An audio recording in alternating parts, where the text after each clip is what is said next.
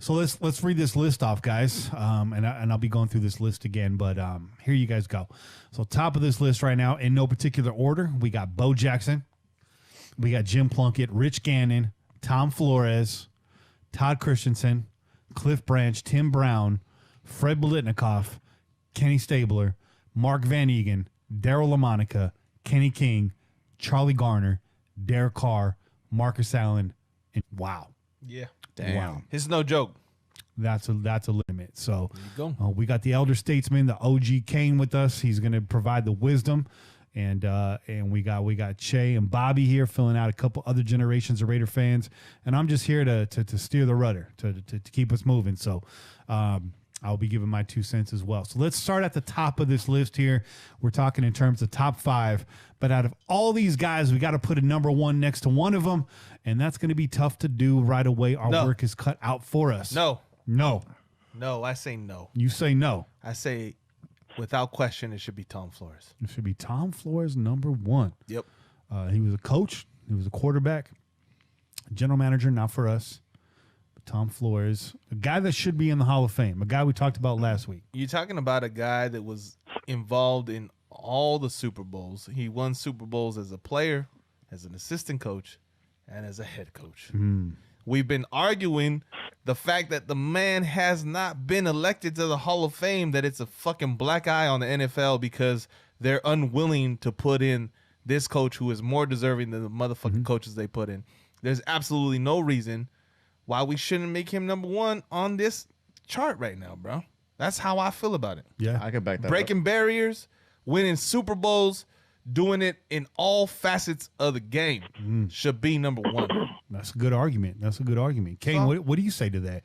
You want to put a 1 next to Tom Flores? I can't argue that. I can't argue that fact. He's right. He should be number 1. I like that. Going into this, I didn't see that. I thought maybe Bo Jackson or Tim Brown. Right, no, I know. But let's remind our listeners, we're still talking top 5 right here. Yeah, Yep. absolutely. Let's go talk to Tim Brown. Hey, Tim, we gave you a 2, but we put the 1 next to Tom Flores. You think Tim Brown's going to be mad at that? Hell no. I don't think so. And you know what? Honestly, that's the best way because, like you said, to try to rank a whole list of like 1 to 32 names, that's impossible, man. To try to 1 to 64. Yeah, 1 to 64. That's dude. That's a terrible type of ordeal that you got. But like when you cut it down to pieces like that, top 3, top 5, and it makes it a little bit more digestible. And remember, we're not doing the 1 through top 10 for the whole 64 names. Everybody, it's just the 16 names right here in this group. And then we're gonna go start driving into That's it. right. Yeah, That's we're right. just and then trying it's to- up to you. We're out of it. Yeah. We just setting the numbers right now. Yeah. Then it's on y'all. We may have to veto 1 or 2. Yeah, occasionally. Just in case there's any shenanigans. Don't be doing some crazy shit, okay? But yeah, to me this is a bit of a shocker, but I'm not going to argue with any of this. I think Che, I think you're right on there. And for those people that say, "Oh, he didn't really do much as a player per se," they're kind of like iffy about that. Look, if we were to take personnel people out of this, you wouldn't have Ron Wolf on this bracket. Right. You wouldn't have Al Davis on this bracket. So Yep. we have to include those guys. So Tom Flores is in here as a player and as a coach. And for that dual threat, triple Super Bowl rings, a guy that's been ousted too many times by the Hall of Fame. Well, here on the Pillaging Podcast, we're going to show you some love. Tom, you got that 1 right next to your name for now. It gets tougher after this. All right, let's move on to number 2. We're still talking top 5 here, breaking it down. Guys I see in the top 5 right now are Tim Brown and Bo Jackson and Ken Stabler. Yep. Those guys are definitely going to show up here in the top 5. You got Marcus Allen in there. So, CAIN, let's go to you, man. Well, who's your vote for number 2 right now? Put it out there. I'm going to have to say Cliff Branch, just due to the fact that he was in all 3 Super Bowls. There you go. Wow, that's a good one. You know what I'm saying? Been a Raider till he died, rest in peace. Yeah, So I'm going Cliff Branch. And also needs to be elected in the Hall of Fame. That's it. Fuck you, NFL. That's it. Is there any You're disagreement? in our Hall of Fame, Cliff. Absolutely. And Tom. Respect. You're in the Raider Hall of Fame for sure, without a doubt. Without a doubt. That reasoning is alone right there, dude. Yep. The 3 Super Bowls. I mean, that's enough. No disagreement from the panel here in the Nope. Crow's Nest. Nope. Cliff Branch, you get that number 2. All right, here we go. It's starting to get tight. You got 3 more left on the top 5 in this bracket. I'm going to go ahead and say, for me, it's between Bo Jackson and Tim Brown, but, there's only one guy with the nickname Mr. Raider. And so when we're going top 3, my vote here is for Tim Brown. I like that. For me, it'd be between the Snake and Tim Brown. That's a good call too. I was gonna say the Snake. Yeah, I was gonna say Kenny Stabler. Yeah, before Tim Brown. Yeah, so I guess my argument for Brown is he never won Brown never won a championship with the Raiders, but he played through so many disgusting seasons with this team. Yep. And produced and proved, that moniker, Mr. Raider. He didn't finish as a Raider. I think that's maybe a mark against him here. But he didn't sign a 1-day contract when he came. He didn't sign I felt like he signed a contract just to retire as a Raider, bro. Yeah. I mean, he went to fucking Buccaneers, bro. Come on now. We know that he just went there because he wasn't ready to give up the game. Yeah. And he went over with John just to spend that last year, right? Yeah. I don't hold that shit against him. To get that 100 touchdowns. Yeah, man. He left the Raiders with 99 or something like that, or 97 or something. Right. That's Really? right. Really? So, did he get the 100 touchdown with Tampa yeah, Bay? he got it in Oakland. He got it in Oakland in a Tampa Bay uniform. Wow. Oh, yeah, that's right. I remember that. That's crazy. I was at that game. Yeah. Yeah, that's right. Because That's I remember really they made good. a whole big thing about that. Like, oh, yeah, he's finally going to get it in Oakland, but he's not going to be wearing the uniform. Damn. That's good knowledge. But it was deserved. Yeah. Right? It was well deserved. And listen, Tim Brown will never be thought of as anything but a fucking Raider, bro. Come on now. Yeah. Like you said, how many fucking quarterbacks did he have to play with? Yeah. We talk about Derek Carr and how many fucking coaches and how many fucking schemes and how many receivers he's had. What about Tim Brown? Yeah. What about Tim Brown? How many fucking quarterbacks did he have to go through? How many coaches did he have to go through? That's like a phone and book. still perform, bro. That's like a phone book and full of still names. was one of the top receivers in the fucking game. Get out of here, bro. So I'm going to yield to you guys. I'm not going to put Tim Brown at the number 3 slot. I'm going to say Ken Stabler here. Looking at the trend of this top 5 list right now as we go through these 16 names, you got 2 guys that should be in the Hall of Fame. It makes sense to put a guy that is in the Hall of Fame right behind him in Ken Stabler. Yeah. Yep. Right? Absolutely. No, I have no, but I think Tim Brown has to follow that. He's right behind him. He's got to follow that. No, he's not right behind him. Okay. He's not right behind Who you him, got? guys. I got Marcus Allen. Marcus Ooh. Allen won a Super Bowl. It's true. Marcus Allen was riding with the night. I don't know, man. He was in Super Bowl MVP, right? Cliff Branch Super followed Bowl him into the MVP. end zone. These is memories. These is things you got to remember. Tim Brown didn't have no really memories like that you could just be like highlight reel, be like for life. You know Bro, what I'm saying? but he did though. Even though he didn't win championships, he did have fucking memories. You have a Tim Brown that's fucking hadn't returned fucking punts in fucking forever, taking one of the But that fucking wasn't house, a Super bro. Bowl. But I know, bro. But that is still fucking memories. You're saying that he doesn't have the memory. There's a lot of memories. Of For Tim me, Brown, we're talking bro. about He fucking killed the Denver Broncos. Denver Bronco fans talk about fucking Tim Brown all the time, bro. Like He that almost became a motherfucker Denver killed him. Bronco for a hot second. Yeah, he almost did, but he didn't, and he killed him. He kept killing him, kept getting in the end zone. So Marcus Allen's a good call. I swore you were going to go Bo Jackson there because last week you were telling us Bo Jackson. When I start thinking about Super Bowls and achievements and accolades and everything with players, I hear you. I'm judging. I'm going on the Super Bowls. But the one big strike against Marcus Allen for me personally is that he shunned the Raiders, man. Yeah. Well, the Raiders shunned him. Yeah, they did, but I mean, That was a tug of war. Al Davis shunned him. But I see where you're going, Bobby. You're talking about seeing Marcus Allen in the Chiefs uniform. That's what you're and talking not only about. that, but he also like he was all about that. And that's what hurt me the most, man, because that cat has so much potential. He was so great. And just to completely turn himself, just turn his back on the silver and black, I was like, oh, man, come on. What did we do to you? He turned his back on Al Davis. Yeah, you're right. He's a Raider now. He's back in the fold. And he, too, also scored his 100th touchdown as a Chief in a Raider stadium. Yeah, he did. So it's funny how shit work out. Yeah. But hey, let's go. Let's real quick. Let's just relive this because we know Al had his issues with fucking Marcus Allen, But part of the reason why Marcus Allen was also thrown to the side was because of Bo Jackson.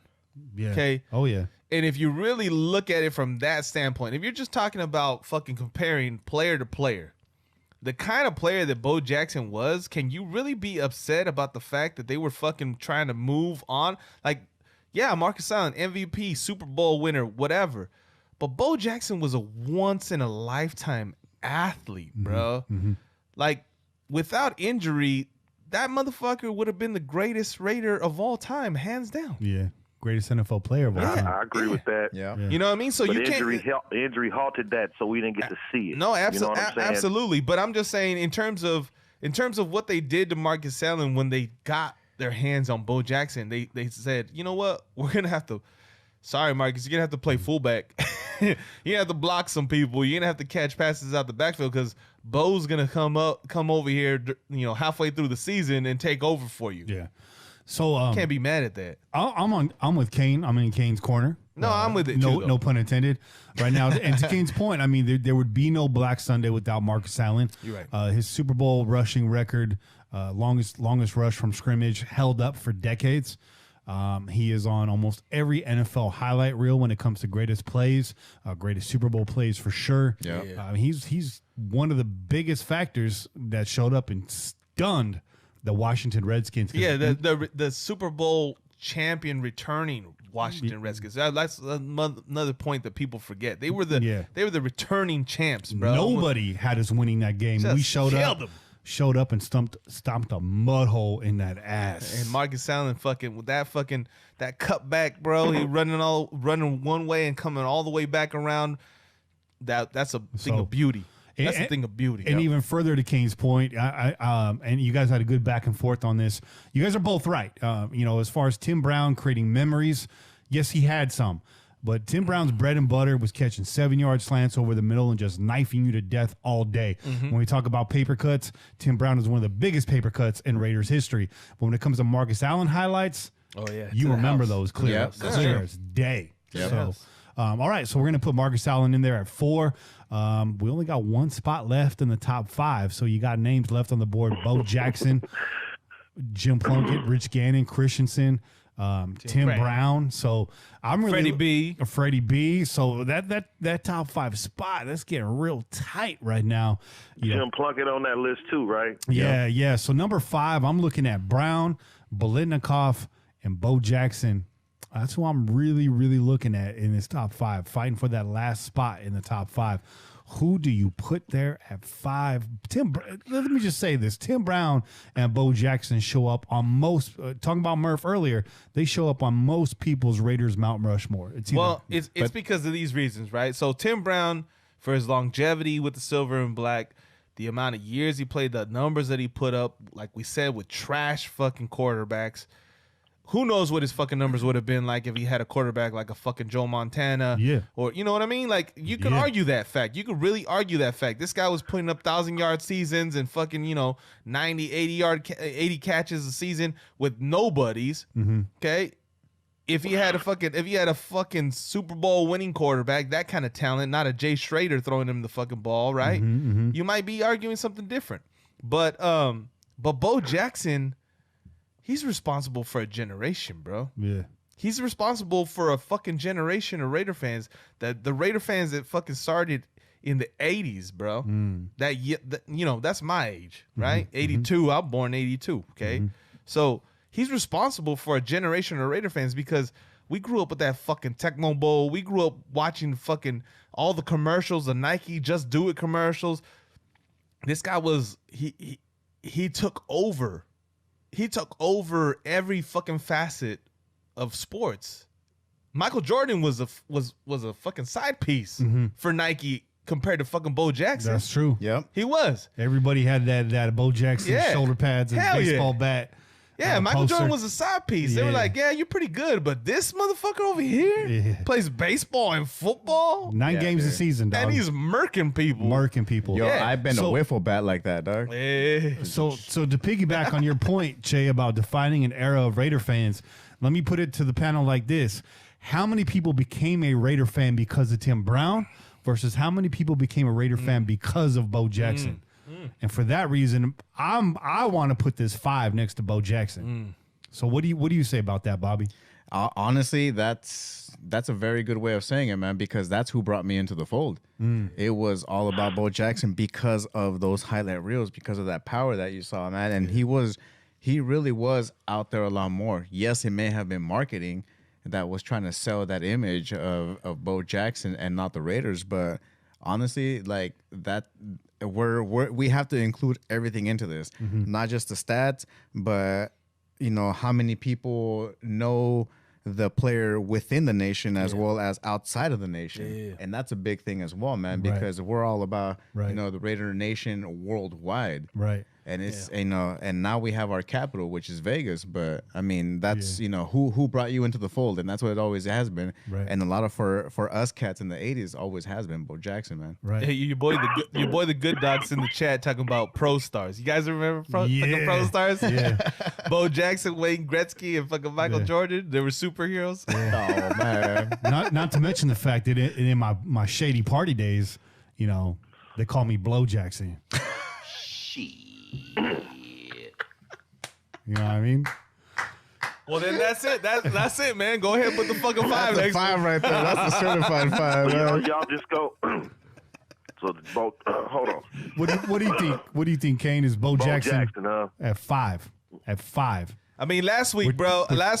Just to say, last week you said Bo Jackson's the greatest Raider of all time. But and once again, I'm gonna have to say Jim Plunkett. Okay. Jim Plunkett. No, I'm not mad at that. 2 Super Bowls. Should be in the Hall of Fame. Yeah. Right up there with those top 4. Now, I don't disagree with that because growing up, Jim Plunkett was my favorite player. He's a Bay Area guy, won 2 Super Bowls. But you look at those Super Bowl teams, you look at the defenses they had, and you look at the fact that he was also playing with Marcus Allen. Yeah. So how much of that happens without Marcus Allen as well? And that's no disrespect to Jim Plunkett, but also to your point on the previous conversation and Cliff Branch. And Cliff Branch, the previous point we were just making, you had said, as far as memorable plays, and not to say that Jim Plunkett doesn't have those. He took the very first wild card team ever to a Super Bowl victory, and he did so coming off the bench behind Dan Pastorini, right? Yep. But when you put his highlight reel up against Bo Jackson and memorable moments, talking about memorable moments, I'm going to say Bo Jackson, that Brian Bosworth play alone. Man. It's a fucking commercial now, bro. Right? They made a fucking Kia commercial. Was it a Kia commercial? Yeah, A Sorrento? it was. A Kia Sorrento fucking commercial? So I think that the suggestion to put Plunkett there at 5 is a ballsy suggestion, and it's one I respect a lot because I really feel that Jim Plunkett gets overlooked way too much by Raider Nation. Yeah. I have a lot of respect for that dude. It was not pretty when he played. We talk about Rich Gannon. Before Rich Gannon, there was Jim Plunkett. Yeah. Jim Plunkett, he was a blue-collar player. He packed his lunch pail and he came to work. It did not look pretty, but he got the damn job done. Yep. But I'm still going to say Bo Jackson. He is an icon in sports history that transcends his time with the Raiders. Yeah. And he never played for the Patriots, and he never played for the 49ers. Facts. Right, Those are motherfucking facts. Right. Man. That's facts. That's facts. But I'm gonna stick with what I said. But I'm outvoted. It's all good. I like I said, Jim Plunkett won 2 Super Bowls in 2 different cities. He did. He did. He did. And I love that you put him in there for that. I really do. But let's not overlook the fact that he can still make top 10 on this list, and I believe he deserves that. Yeah. So I'm gonna be hard for him here. I argue top 7, right? We're right now we're arguing between Bo Jackson, Tim Brown, and Jim Plunkett, and I ain't mad at any of those. Yeah, honestly, whatever order they go in, I'm not really mad at any of those because Jim Plunkett deserves it from the standpoint of being one of the first minority quarterbacks, right? As far as Hispanics go. Yep. And then also a 2-time Super Bowl winner. We've been arguing about his induction as well, right? This is the third guy, right? There's a trio of players on the Raiders that deserve to be in the fucking hall right now. And that's Tom Flores. That's right. That's Cliff Branch, and that's Jim Plunkett. Yep. And Lester Hayes. Yeah, there's plenty more. There's plenty more, but there's a lot of these motherfuckers have been hanging on, waiting, and we already lost Cliff Branch, right?